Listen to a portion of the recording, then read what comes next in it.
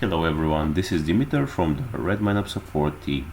In this video I'm going to show you the portrait and landscape orientation features of the Reporter plugin.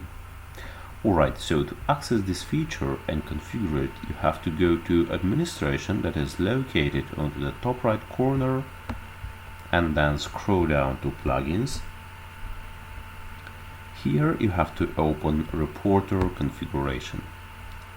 And here into the report templates, you could either make a new template or edit an existing ones.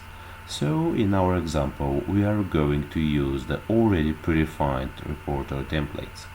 So the first one is, as we can see, landscape. So let's try and see it. So yeah, the white paper of the document is indeed landscape.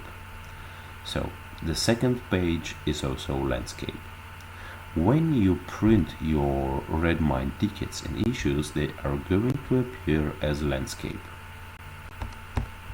Alright, so let's try and see the next one. It is a portrait. So if we click on preview, we could see that the document is indeed portrait. So first and second pages are portrait. So all your documents that are printed into this way are going to be portrait orientated.